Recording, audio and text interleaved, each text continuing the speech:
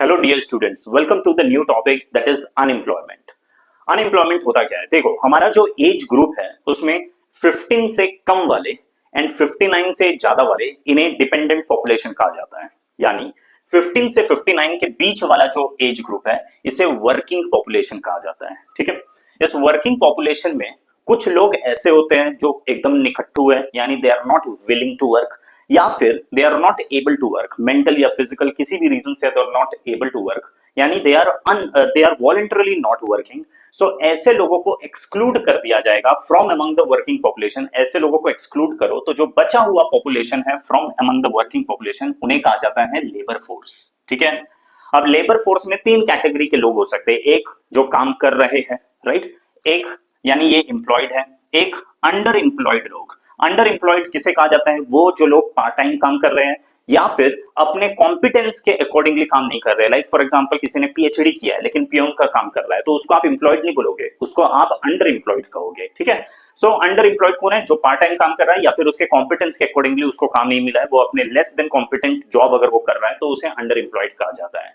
सो एक है एम्प्लॉयड, एक है अंडर एम्प्लॉयड, और एक सेक्शन होता है अनएम्प्लॉयड। अनएम्प्लॉयड कौन है? वो लोग जो काम करना चाहते हैं, they are willing to work, they are able to work, है ना, at the prevailing wage rate. जो प्रिवेलिंग वेज रेट है उसी रेट पे उन लोग काम करने के लिए रेडी भी है, काम करने के लिए योग्य भी है, लेकिन उन्हें काम नहीं मिल रहा है। ऐसे लोगों को अनएम्प्लॉयड पॉपुलेशन कहा जाता है। ठीक है, सो लेबर फोर्स में कितने लोग हैं ये कैसे पता किया जाएगा? तो उसे कहा जाता है labour force participation rate. This is equal to labour force divided by total population into 100।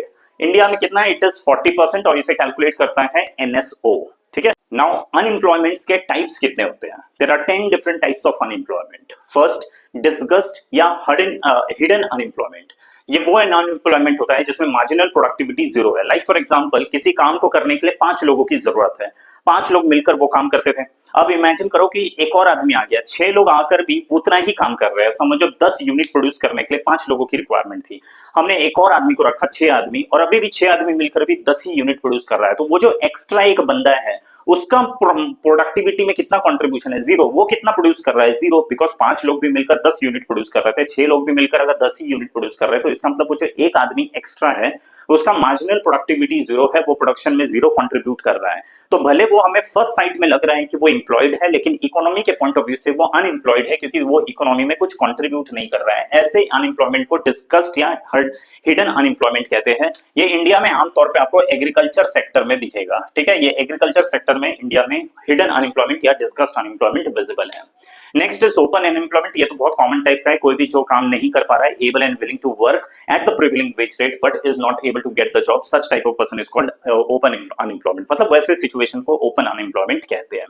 Next is structural unemployment. देखो, जब कभी भी इकोनॉमी में कैपिटल की कमी की वजह से, इंफ्रास्ट्रक्चर की कमी की वजह से या फिर रिक्वायर्ड स्किल की कमी की वजह से लेबर अनएम्प्लॉयड है तो वैसे अनएम्प्लॉयमेंट को स्ट्रक्चरल अनएम्प्लॉयमेंट कहते हैं। क्लासिकल अनएम्प्लॉयमेंट, जब मार्केट में वेजेस बहुत ज्यादा है। For example if I am the employer, लेकिन मुझे पता है कि वेजेस बहुत ज्यादा है, अगर बहुत ज्यादा वेज होता है ना तो भी कई बार एम्प्लॉयर लोगों को हायर करना नहीं चाहता है। ठीक है, और जब हायर नहीं करेगा तो लोग अनएम्प्लॉयड रह जाएंगे। तो unemployment caused because of the high wage in the market, such type of unemployment is called classical unemployment. ठीक है, then we have seasonal unemployment. ये क्या है? जब लीन सीजन में, लाइक फॉर एग्जांपल अगेन ये एग्रीकल्चर सेक्टर में आपको ज्यादा विजिबल होगा। सोइंग एंड हार्वेस्टिंग के टाइम पर तो ठीक है, लेकिन उसके बाद में अगर आप देखोगे तो फिर फार्मर्स के पास में कोई काम नहीं है, या someone who is associated with farming उसके पास कोई काम नहीं होता है। ठीक है, तो लीन सीजन में वो कंप्लीटली अनएम्प्लॉयड रहता है। तो अब गवर्नमेंट इसीलिए चाहती है कि आप अदर एक्टिविटी में भी एंगेज हो जाए ना, मल्टीपल सोर्स ऑफ इनकम भी आपका हो जाएगा, प्लस लोग अनएम्प्लॉयड नहीं रहेंगे। तो सीजनल अनएम्प्लॉयमेंट होता है बिकॉज ऑफ लीन सीजन, कोई काम नहीं है। This is mainly in the agriculture sector. Then we have classical unemployment. ये बिजनेस साइकिल की वजह से होता है। आपको सबको पता होगा कि बिजनेस साइकिल में कभी बिजनेस ऊपर जाता है, कभी नीचे जाता है ना, कभी अच्छे दिन कभी बुरे दिन, यही सब चलते रहता है। तो जब बिजनेस लीन फेज में चल रहा है या फिर बिजनेस बहुत कम चल रहा है, उसका साइकिल में डाउनवर्ड स्लोप चल रहा है, तो वैसे टाइम पर वो जनरली चाहेगा, एम्प्लॉयर क्या करता है कि क्योंकि उसका बिजनेस नहीं हो रहा है तो अपने एम्प्लॉइज लोगों को ले ऑफ करता है। जैसे अभी आपने रिसेंटली सुना होगा कि रिलायंस ने 42,000 अपने एम्प्लॉइज लोगों को ले ऑफ कर दिया उन सेक्टर में जहां पर उसका बिजनेस बहुत अच्छा नहीं हो रहा है। ठीक है, तो बिजनेस साइकिल की वजह से, बिजनेस साइकिल जब डाउनवर्ड फेज में होगा, बिजनेस अच्छा नहीं चल रहा है, तो वैसे टाइम पर लोगों लोगों को जब नौकरी से निकाल दिया जाता है और लोग अनएम्प्लॉयड होते हैं, तो वैसे अनएम्प्लॉयमेंट को कहा जाता है साइक्लिकल अनएम्प्लॉयमेंट, और ये अभी रिलायंस के सिचुएशन में यही वाला अनएम्प्लॉयमेंट चल रहा है। Then we have Keynesian unemployment. Keynes नाम के एक इकोनॉमिस्ट थे, उन्होंने क्या कहा था, देखो क्या होता है कि if I am the employer, मैं प्रोड्यूसर हूं, प्रोड्यूस करता हूं कोई कमोडिटी को, लेकिन क्या है कि मार्केट में लोगों के पास पैसा नहीं है, पैसा नहीं है तो उन लोग परचेज नहीं कर रहे हैं, परचेज नहीं करेंगे तो मेरा प्रोडक्ट बिकेगा नहीं, और जब बिकेगा नहीं तो मैं प्रोड्यूस नहीं करूंगा, और प्रोड्यूस नहीं करूंगा तो फिर लोगों को काम पर क्यों रखूं, तो इसलिए मैं लोगों को काम से निकाल देता हूं। अब ऐसे में अगर लोगों को काम पर रखना है, अगर चाहते हो कि लोग एम्प्लॉयड रहे, तो फिर प्रोडक्शन करना पड़ेगा, और प्रोडक्शन तब करूंगा जब मार्केट में डिमांड रहेगा, और डिमांड तब रहेगा जब लोगों के पास पैसा होगा, राइट। सो कीन्स कहते हैं जब मार्केट में डिमांड की कमी की वजह से अनएम्प्लॉयमेंट होता है, तो वैसे अनएम्प्लॉयमेंट को हम कीनीसियन अनएम्प्लॉयमेंट कहते हैं, क्योंकि कीन्स ने ये चीज को इंडिकेट किया था। और कीन्स ने कहा था ऐसे टाइम पर गवर्नमेंट को क्या करना चाहिए, कैपिटल इन्फ्यूज करना चाहिए मार्केट में। जब कैपिटल इन्फ्यूज किया जाएगा, लोगों के पास मनी सप्लाई बढ़ जाएगा, लोगों के पास पैसा होगा, तो लोग अगेन डिमांड करना शुरू करेंगे, अगेन प्रोडक्शन होगा, अगेन एम्प्लॉयमेंट होना शुरू हो जाएगा। तो कीनीसियन अनएम्प्लॉयमेंट ये है। Then we have frictional unemployment, ये होता है जॉब शिफ्ट की वजह से, जब कोई एक जॉब छोड़कर दूसरा जॉब ढूंढने जाता है, इस बीच का जो ड्यूरेशन होता है जब वो अनएम्प्लॉयड रहेगा, उसे कहा जाता है फ्रिक्शनल अनएम्प्लॉयमेंट। ये आमतौर पे डेवलप्ड कंट्री में होता है, क्योंकि डेवलप्ड कंट्री में जॉब की सिक्योरिटी लोगों के पास है, एक श्योरिटी है कि आपको काम मिल जाएगा, तो वहां पर एक टेंडेंसी है कि लोग पहले काम छोड़ देते हैं, उसके बाद में 10 दिन 15 दिन में काम ढूंढते हैं, और काम 15 दिन में मिल जाता है, फिर वहां पर काम करने चले जाते हैं। तो ये जो 15 दिन के लिए वो अनएम्प्लॉयड है, उसे कहा जाता है फ्रिक्शनल अनएम्प्लॉयमेंट। लेकिन इंडिया में ये वैसे कम होता है। इंडिया में हमारा क्या टेंडेंसी है कि हम एक जॉब में रहते हुए ही दूसरा जॉब ढूंढ लेते हैं, जब दूसरा जॉब मिल जाएगा तब पहले जॉब को छोड़ते हैं, करेक्ट है। तो इंडिया में फ्रिक्शनल अनएम्प्लॉयमेंट थोड़ा कम है, और ये इंडिकेट कर रहा है कि यहाँ पर जॉब की श्योरिटी नहीं है, जॉब की सिक्योरिटी नहीं है। आपको डर है कि अगर आपने जॉब छोड़ दिया तो नया जॉब आपको कब मिलेगा, 1 साल 2 साल में कब मिलेगा, उसका कोई भरोसा नहीं है। तो because there is no surety of job, because आपको पता है कि जॉब सफिशिएंट नंबर में अवेलेबल नहीं है, इसीलिए आप पहला जॉब छोड़कर तब दूसरा जॉब ढूंढने नहीं जाते हैं, इसलिए फ्रिक्शनल अनएम्प्लॉयमेंट इंडिया में कम है। फ्रिक्शनल अनएम्प्लॉयमेंट का होना ये शो करता है कि जॉब की श्योरिटी है अमंग द एम्प्लॉइज, कि हाँ भाई जॉब मिल जाएगा, और ये आमतौर पे डेवलप्ड कंट्री में विजिबल होता है। This is in developed country, ठीक है जी। Now then we have technological unemployment, ये लेबर शेयरिंग टेक्नोलॉजी की वजह से। समझो मेरे यहाँ पे 10 लोग काम करते थे, लेकिन मैंने टेक्नोलॉजी लाया जो 10 लोगों का काम कर रहा है, तो उन 10 को मैं निकाल दूंगा, तो जिनको निकाल दिया वो अनएम्प्लॉयड हो गया, तो वैसे अनएम्प्लॉयमेंट को कहा जाता है technological unemployment. Then we have educational unemployment, ये क्यों है, बिकॉज एजुकेशन सेक्टर एंड जो मार्केट का डिमांड है उसमें मिसमैच हो रहा है। हमारे यहाँ से हम पढ़ के तो निकल लेते हैं, ग्रेजुएशन कर लेते हैं, लेकिन ग्रेजुएशन करने के बावजूद भी पता चलता है कि जो इंडस्ट्री का डिमांड है अमंग द एम्प्लॉइज, वो एजुकेशन उन लोगों को मिला ही नहीं। तो इसके लिए कई बार ग्रेजुएशन कंप्लीट करने के बावजूद भी आप काम ढूंढने जाओगे और आपको काम नहीं मिलता है। तो ये क्यों है, because of this mismatch in the education and the demand in the market, ठीक है। Such type of unemployment is called educational unemployment. तो these are the 11 types of unemployment, okay. Of employment, employment कितने type का हो सकता है, या तो आप फॉर्मल या इनफॉर्मल सेक्टर में काम करोगे, या तो फिर ऑर्गेनाइज्ड या अनऑर्गेनाइज्ड, ठीक है। तो एम्प्लॉयमेंट को हम दो तरीके से कैटेगराइज कर देते हैं, फॉर्मल इनफॉर्मल में, या फिर ऑर्गेनाइज्ड या अनऑर्गेनाइज्ड में। अब सवाल आता है कि फॉर्मल या इनफॉर्मल होता क्या है। देखो, फॉर्मल जहां पर परमानेंट जॉब होगा, परमानेंट यानी आप 60, 62, 65 पे रिटायर होने वाले, जैसे सरकारी या तो फिर प्राइवेट में, जहां लॉन्ग टर्म कमिटमेंट के साथ आपको हायर किया जाता है। आप किसी भी कंपनी को ज्वाइन करेंगे तो वहां पर आपका पूरा वो पेपर वर्क, ये वो कर वर्क जो हायरिंग किया जाता है, वो एक लॉन्ग टर्म पर्पज से किया जाएगा, तो उसे परमानेंट कहते हैं। तो परमानेंट जॉब होगा, प्लस उस जॉब के साथ बेनिफिट्स एसोसिएटेड है, लाइक पीएफ आपका कटता है, इंश्योरेंस बन रहा है, फलाना ठिकाना, ये सारा चीज बेनिफिट्स एसोसिएटेड है, तो वैसे जॉब को फॉर्मल कहा जाता है। इनफॉर्मल क्या है, ऑफ कोर्स टेम्पररी नेचर है, और यहाँ पर कोई बेनिफिट्स एसोसिएटेड नहीं होती है, राइट, कोई पीएफ वीएफ ऐसा सब चीज कटता नहीं है। इसमें ये इनफॉर्मल में आता है कैजुअल एम्प्लॉयमेंट, कॉन्ट्रैक्चुअल एम्प्लॉयमेंट, या फिर सेल्फ एम्प्लॉयड। अगर आप सेल्फ एम्प्लॉयड है, खुद का ही दुकान खोलकर चला रहे हो, तो वो सेल्फ एम्प्लॉयड हो गए। कोई कॉन्ट्रैक्टर तो वहां पर काम कर रहे हैं, कॉन्ट्रैक्चुअल हो गए। या फिर कैजुअल हो गया, जहां पर hiring and firing need basis पे होता है, जैसे कुछ रिक्वायरमेंट है तो आपको हायर किया, फिर नीड कंप्लीट हो गया आपको हटा दिया, तो दैट इज कॉल्ड कैजुअल, ठीक है जी। सो फॉर्मल और इनफॉर्मल ये दो तरीका हो गया। दूसरा एम्प्लॉयमेंट हो सकता है या तो ऑर्गेनाइज सेक्टर में या अनऑर्गेनाइज सेक्टर में। सेक्टर आपका या तो ऑर्गेनाइज्ड होगा या तो अनऑर्गेनाइज्ड होगा, ठीक है। अब ऑर्गेनाइज सेक्टर में किसी भी फॉर्म को कब आप बोलेंगे कि पर्टिकुलर फॉर्म ऑर्गेनाइज सेक्टर में फॉल करता है, अगर वो रजिस्टर्ड है, ठीक है, जीएसटी में रजिस्टर्ड है, ठीक है, जीएसटी में रजिस्टर्ड है, पहला चीज। और दूसरा, उसमें number of employees more than 10 है। अगर number of employees more than 10 है प्लस फर्म रजिस्टर्ड है तो उसे ऑर्गेनाइज सेक्टर का फर्म कहा जाएगा। वेरएज अगर अगर वो फर्म है जहां पर इलेक्ट्रिसिटी का कनेक्शन ले रखा है, कोई ऐसा कारखाना है जहां पर कोई या कंपनी है जिसमें इलेक्ट्रिसिटी कनेक्शन भी ले रखा है, तो नंबर ऑफ एम्प्लॉयज 20 प्लस, तो फर्म रजिस्टर्ड है प्लस 20 प्लस एम्प्लॉयज है, 20 प्लस मोर देन 20 एम्प्लॉयज है, प्रोवाइडेड उसमें इलेक्ट्रिसिटी कनेक्शन ले रखा है, तो वैसे फर्म को कहा जाएगा firm falls in organise sector, उसे ऑर्गेनाइज्ड माना जाएगा। ठीक है, तो अगर इलेक्ट्रिसिटी नहीं है तो रजिस्टर्ड एंड 10 प्लस, इलेक्ट्रिसिटी का कनेक्शन ले रखा है तो registered and 20 plus. Unorganise sector क्या है? जहां पर फर्म रजिस्टर्ड नहीं होती है, जीएसटी में रजिस्टर्ड नहीं है, और दूसरा नंबर ऑफ एम्प्लॉइज 10 या 10 से कम है, और अगर उस फर्म में इलेक्ट्रिसिटी का कनेक्शन ले रखा है तो 20 या 20 से कम है, तो फिर वैसे केस में उसको अनऑर्गेनाइज्ड कहा जाएगा। तो समझो कि मेरा कोई कंपनी है, मैंने कोई फैक्ट्री चालू किया, जिस फैक्ट्री को मैंने जीएसटी में रजिस्टर्ड किया है, अच्छा ये दोनों कंडीशन फुलफिल होना चाहिए, जीएसटी में रजिस्टर्ड किया है और मेरी फैक्ट्री में इलेक्ट्रिसिटी का कनेक्शन मैंने ले रखा है, लेकिन उसमें जो एम्प्लॉइज है वो सिर्फ 12 एम्प्लॉइज है, तो इलेक्ट्रिसिटी का कनेक्शन ले रखा है और 12 एम्प्लॉइज है, 20 से कम है ना, तो फिर वो अनऑर्गेनाइज सेक्टर भी माना जाएगा। अनऑर्गेनाइज सेक्टर क्या? रजिस्टर्ड नहीं है प्लस ये भी है, या तो 10 से कम है या तो 20 या 20 से कम एम्प्लॉइज है, प्रोवाइडेड इलेक्ट्रिसिटी कनेक्शन आपने ले रखा है। तो ये formal, informal and organised and unorganised sector का कैटेगराइजेशन ऐसे है। तो आपका एम्प्लॉयमेंट इन्हीं किसी ना किसी सेक्टर में होता है। ठीक है जी। Now as per government data condition क्या है एम्प्लॉयमेंट का? ठीक है, जीएसटी में देखिए ऑर्गेनाइज सेक्टर के लिए आपको रजिस्टर्ड होना पड़ता है, तो ये जीएसटी में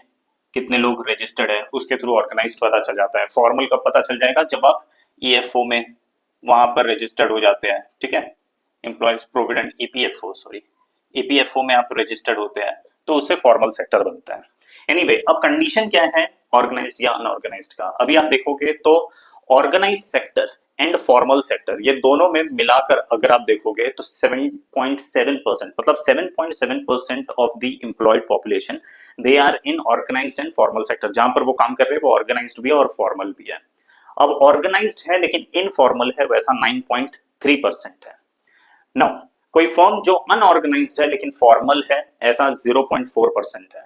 and majority of the people are engaged, majority of हमारा जो फर्म्स है, जो लोग एम्प्लॉयड है, वो कहां पर है?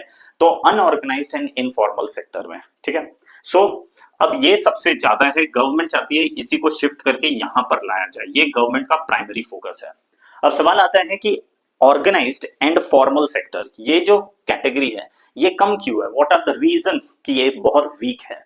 तो इसमें कंडीशन जैसे कुछ रीजंस है, like for example rigid labour law. इसलिए आपने देखा होगा कि रिसेंट टाइम पे गवर्नमेंट ने लेबर लॉ को थोड़ा रिलैक्स किया है, क्योंकि रिजिड लेबर लॉ की वजह से जो एम्प्लॉयर होता है वो अपने आप को ऑर्गेनाइज्ड या फॉर्मल सेक्टर में शिफ्ट अपनी कंपनी को नहीं करना चाहता है। ठीक है, then second is the corruption. बहुत ज्यादा करप्शन की वजह से हाई करप्शन, सॉरी करप्शन बहुत हाई है, तो इसलिए भी अब जब हम सारे ऑनलाइन प्रोसीजर पे जा रहे हैं, सब ऑनलाइन फॉर्मेट से प्रोसीजर होगा, तो करप्शन को थोड़ा रिड्यूस करने की कोशिश की जा रही है। तो जितना गवर्नमेंट के एक्टिविटी में पूरे के पूरे वो जो पेपर वर्क है उसको कम्बरसम नहीं रखा जाएगा, उसको थोड़ा रिलैक्स किया जाएगा, करप्शन को कम किया जाएगा, तो that will be one of the reason that may cause for the shift of the most of the firm from this category to this category. ठीक है, नेक्स्ट रीजन क्या है? For low category of the employee or low firm in this particular category is the poor ease of doing business. Political stability इसके लिए बहुत required होता है, plus politically आपको वो पूरा एटमॉस्फेयर बनाना पड़ता है। तो government ease of doing business को बहुत प्रमोट कर रही है, and the reason is very simple, हमें फॉर्मल एंड ऑर्गेनाइज सेक्टर में इंक्रीज लाना है। ठीक है, then poor investment, less investment की वजह से भी ये प्रॉब्लम होता है, and less skill among the labour force. इसलिए अगर आप देखोगे तो गवर्नमेंट इन सारी चीजों के ऊपर ग्रेजुअली काम कर रही है, इन्वेस्टमेंट के ऊपर भी काम किया जा रहा है, स्किल्स के ऊपर काम किया जा रहा है, ईज ऑफ डूइंग बिजनेस को प्रमोट किया जा रहा है, करप्शन एंड कंबरसन प्रोसेस को कम किया जा रहा है, एंड लेबर लॉ को भी रिलैक्स किया जा रहा है। तो ये सब चीज क्यों है? सो दैट अल्टीमेटली हम इस कैटेगरी में नंबर ऑफ फर्म्स को, नंबर ऑफ एम्प्लॉयमेंट को इस कैटेगरी में बढ़ा सके। आज के टाइम पे 7.7% के करीब में people are employed in this category. ठीक है, अब देखते हैं कि इकोनॉमी में एम्प्लॉयमेंट या अनएम्प्लॉयमेंट को फाइंड आउट करने का यानी कैलकुलेट करने का, मेजर करने का तरीका क्या है, कौन कौन से फॉर्मूलाज अवेलेबल हैं जिसके थ्रू हम एम्प्लॉयमेंट या अनएम्प्लॉयमेंट को मेजर कर सकते हैं। तो मेजरली 3 है, that is usual status, current weekly status and current daily status. ठीक है, आप अलग अलग तरीके से कैलकुलेट कर सकते हो, ये सब अलग अलग तरीके से बताते हैं। पहले देखते हैं यूजुअल स्टेटस। यूजुअल स्टेटस में अगेन 2 सब कैटेगरी होता है, एक प्रिंसिपल स्टेटस या सब्सिडियरी स्टेटस।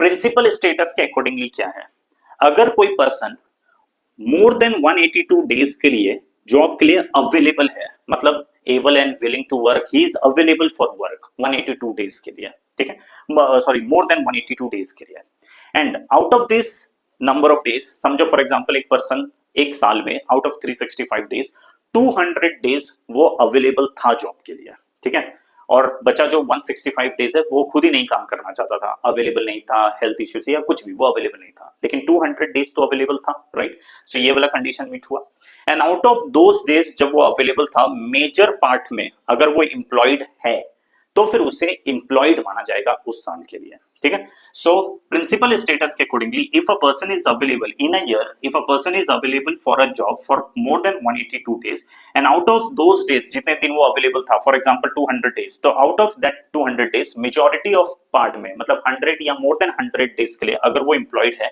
तो एज पर प्रिंसिपल स्टेटस उस साल के लिए उसको एम्प्लॉयड माना जाएगा, ठीक है जी। देन आते हैं सब्सिडियरी स्टेटस। सब्सिडियरी स्टेटस के अकॉर्डिंगली क्या है, if a person is available for work for more than 182 days, out of 365 days 182 days से ज्यादा दिन के लिए वो अवेलेबल होना चाहिए जॉब के लिए, ठीक है, और अगर 182 डेज से कम के लिए वो अवेलेबल है तो फिर उसको वो वॉलंटरली अनएम्प्लॉयड मान लिया जाएगा, मतलब उसको लेबर फोर्स में आप कैलकुलेट ही नहीं करोगे। लेबर फोर्स में कब आप कैलकुलेट करोगे, जब वो 182 डेज से ज्यादा के लिए अवेलेबल है, ठीक है।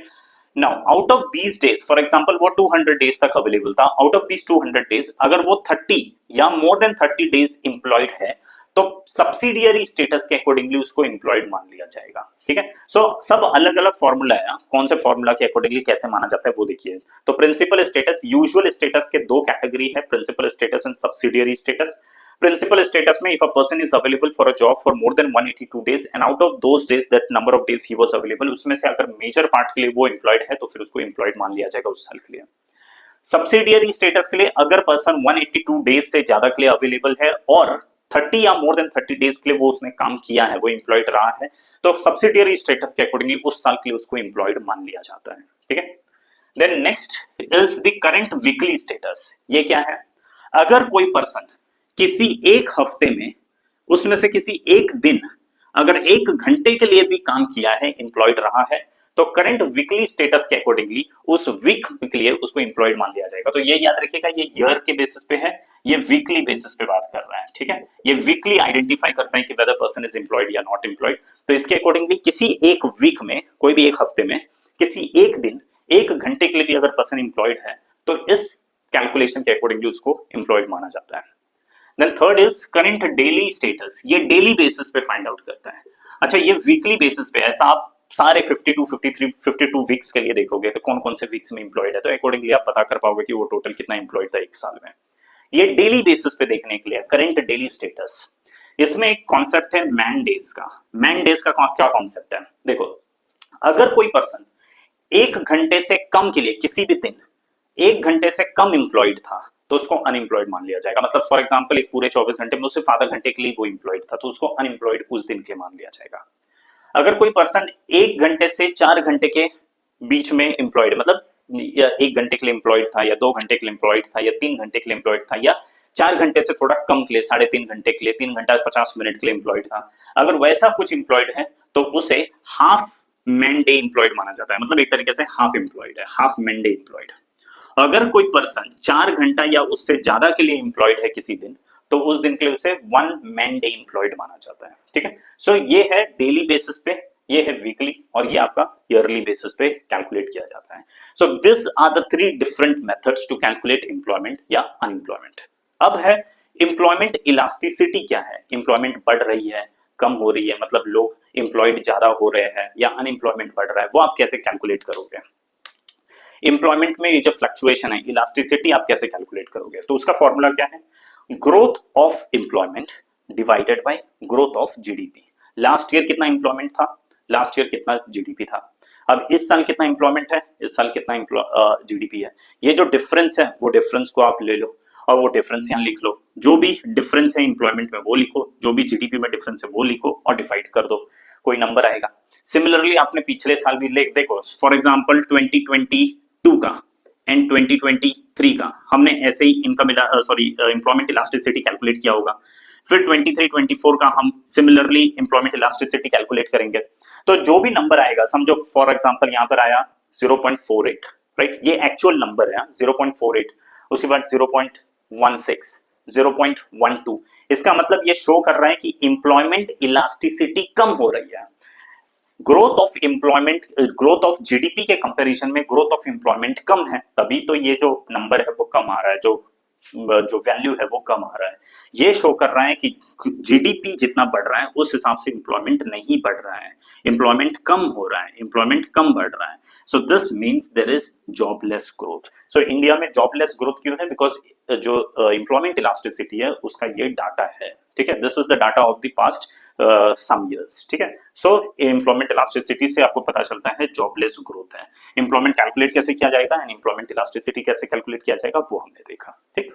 नाउ जॉबलेस ग्रोथ होता क्यों है? देखिए, सबसे पहली बात तो हमें ये पता है कि जीडीपी जब इंक्रीज हो रहा है, राइट, बट जीडीपी के इंक्रीज के साथ सिमिलर प्रोपोर्शन में अगर जॉब क्रिएशन नहीं हो रहा है तो हम क्या बोलेंगे कि there is a growth, because there is GDP, rise in GDP, तो ग्रोथ तो है लेकिन जॉब उस प्रोपोर्शन में क्रिएट नहीं हो रहा है, तो हम बोलेंगे ऐसा ग्रोथ क्या है? ये जॉबलेस ग्रोथ है।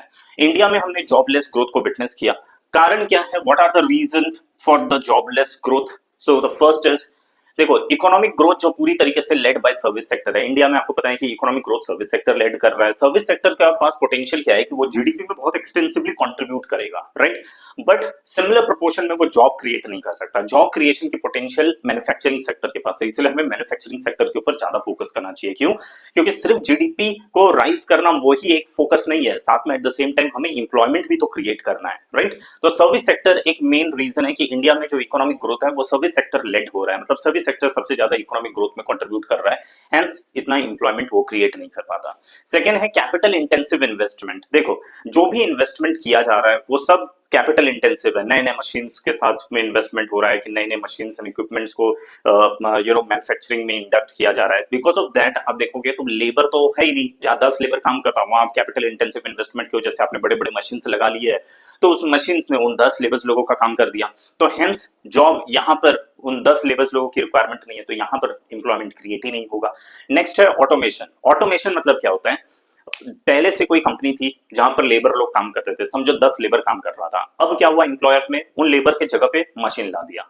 इन दोनों में फर्क क्या होता है? ये ग्रीन फील्ड है, मतलब नया नया कंपनी सेटअप किया जिसमें मशीन्स को मतलब सेटअप किया है, मशीन्स इक्विपमेंट्स वो सब लगाया है, तो that is called capital intensive investment. Whereas automation होता है कोई पहले से चल रही फैक्ट्री जिसमें लेबर लोग काम कर रहे थे, अब हमने लेबर को हटाकर उसके जगह पे रिप्लेस कर दिया है मशीन्स के साथ, ऑटोमेशन कर दिया, तो again this is responsible for jobless growth, ठीक है। Disinvestment of PSUs. पीएसयूज आपको पता होगा, पीएसयूज का ऑब्जेक्टिव क्या है? प्रॉफिट अर्निंग नहीं है। What is the objective? Social welfare. और सोशल वेलफेयर ऑब्जेक्टिव की वजह से ही इन लोग बहुत इंप्लॉयमेंट क्रिएट करते हैं, भले ये लॉस में रहता था लेकिन इसका ऑब्जेक्टिव सोशल वेलफेयर है, हेंस इन लोग क्या करते थे? जॉब क्रिएशन का काम। अब गवर्नमेंट क्या कर रही है? पीएसयूज का डिसइन्वेस्टमेंट कर रही है। फ्यूचर के लेक्चर में हम पढ़ेंगे कि प्राइवेटाइजेशन, डिसइन्वेस्टमेंट, ये सब क्या होता है। अभी के लिए इतना समझ जाइए, government in PSUs public sector units का शेयर बेच रही है प्राइवेट पार्टी को। मेजॉरिटी शेयर अभी भी गवर्नमेंट के पास है, लेकिन फिर भी बहुत शेयर वो सेल कर देती है प्राइवेट पार्टी को, तो दैट इज कॉल्ड डिसइन्वेस्टमेंट। तो again disinvestment is responsible for the jobless growth. फिर डिफेक्टिव एजुकेशन सिस्टम, हमने पहले ही बात कर लिया कि एजुकेशन सिस्टम यहाँ पर कैसा है। यहाँ पर प्रॉब्लम है, जो यूनिवर्सिटीज में, कॉलेजेस में पढ़ाया जाता है और मार्केट में जो इंडस्ट्री में डिमांड है, ये दोनों में मिसमैच हो रहा है। तो भले आप ग्रेजुएशन कर लो लेकिन जब आप काम करने जाओगे तो वहां के लिए आप कैपेबल हो ही नहीं, तो वहां काम नहीं मिलता है। तो हमारे बहुत सारे एजुकेटेड लोग हैं जो काम के लिए कैपेबल नहीं है, तो वो अनएम्प्लॉयड रह जाते हैं, ठीक है। सो जो एजुकेशन सेक्टर में डिफेक्ट है, इसलिए हमें एजुकेशन में भी बहुत सारे रिफॉर्म्स की रिक्वायरमेंट है। लेबर फोर्स आपका तेजी से बढ़ते जा रहा है, राइट। लेबर फोर्स में नया नया पॉपुलेशन जो 15 का एज क्रॉस कर रहा है वो लेबर फोर्स का पार्ट बन रहा है, प्लस हमारा मेडिकल फैसिलिटी ये सब अच्छा है, तो हम बहुत सारे लोग जो शायद अनएबल रहते हैं उनको भी एबल में, कैपेसिटी में लेके आ रहे हैं। तो मतलब इस तरीके से अगर आप देखोगे तो लेबर फोर्स बहुत तेजी से बढ़ रहा है, तो हेंस इस लेबर फोर्स को जो बढ़ रहा है उसको देने के लिए जॉब ही नहीं है, क्योंकि जॉब क्रिएट नहीं हो रहा है तो अनएम्प्लॉयमेंट तो रहेगा ही ना साहब। तो जीडीपी आपका बढ़ रहा है लेकिन at the same time employment create नहीं हो रहा है, कैपिटल है नहीं। अगर कुछ इन्वेस्टमेंट आ रहा है तो वो मशीन्स में जा रहा है, और बाकी वैसे इन्वेस्टमेंट की कमी है। इन्वेस्टमेंट इंडिया में इसलिए गवर्नमेंट एफडीआई को बहुत अट्रैक्ट कर रही है, इन्वेस्टमेंट को बहुत प्रमोट कर रही है कि इन्वेस्टमेंट होना चाहिए, बिकॉज इन्वेस्टमेंट होगा, फैक्ट्री सेटअप होगा, प्रोडक्शन होगी, लेबर्स लोगों को हायर किया जाएगा प्रोडक्शन के लिए, तो फिर जॉब क्रिएशन होगा। प्लस हमारी इकोनॉमी में हमने एमएसएमई को बहुत अंडरमीन करके रखा है, उतना ज्यादा इंपॉर्टेंस दिया नहीं। और याद रखिएगा MSME compare to the heavy industry, large industry उतना जॉब क्रिएट नहीं कर सकती जितना पोटेंशियल एमएसएमई के पास है।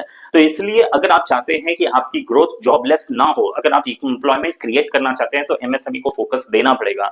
और इसीलिए अब रिसेंट टाइम पे गवर्नमेंट ने एमएसएमई के ऊपर बहुत ज्यादा फोकस करना शुरू कर दिया है, ठीक है, बिकॉज एमएसएमई के पास पोटेंशियल है जॉब क्रिएट करने का। तो ये कुछ रीजंस है बिकॉज ऑफ विच हमारे इंडिया में जॉबलेस ग्रोथ हम विटनेस कर रहे हैं। और अगर इसका सॉल्यूशन क्या है, तो ये कुछ बेसिक सॉल्यूशन है, लाइक हमें इन्वेस्टमेंट को अट्रैक्ट करना पड़ेगा। Of course government is doing a lot of things to attract the investment. MSME को गवर्नमेंट बहुत प्रमोट कर रही है, एमएसएमई के पास पोटेंशियल है जॉब क्रिएट करने का, बिकॉज याद रखिएगा हमेशा बड़े इंडस्ट्री के कंपैरिजन में एमएसएमई के पास जॉब क्रिएशन की पोटेंशियल बहुत ज्यादा है। मैन्युफैक्चरिंग सेक्टर, सर्विस सेक्टर तो ठीक है जीडीपी में कंट्रीब्यूट करने के लिए, लेकिन जब बात इंप्लॉयमेंट की आती है तो पोटेंशियल मैन्युफैक्चरिंग सेक्टर के पास है। इसलिए हमारा मेक इन इंडिया ये वाला जो प्रोग्राम हम चलाते हैं, जिसके थ्रू हम मैन्युफैक्चरिंग सेक्टर को इंडिया में बूस्ट करना चाहते हैं, बिकॉज वो जीडीपी में भी कंट्रीब्यूट करेगा, but at the same time वो जॉब भी क्रिएट करके देगा। एंटरप्रेन्योरशिप को प्रमोट कर रहे हैं, बिकॉज अब हमारा एक बहुत मेजर पॉपुलेशन को हमें जॉब सीकर के बदले जॉब गिवर बनाना पड़ेगा। सिर्फ गवर्नमेंट तो जॉब नहीं दे सकती ना, प्राइवेट प्लेयर्स लोगों को भी राइज करना होगा एज अ जॉब गिवर, ठीक है। सभी के सभी सिर्फ जॉब सीख मत करो, जॉब गिवर भी बनो। तो फिर एंटरप्रेन्योरशिप को इसको प्रमोट करना होगा, तो ऑफ कोर्स गवर्नमेंट कर रही है, और इंडिया में एंटरप्रेन्योरशिप का कल्चर बहुत तेजी से बढ़ रहा है।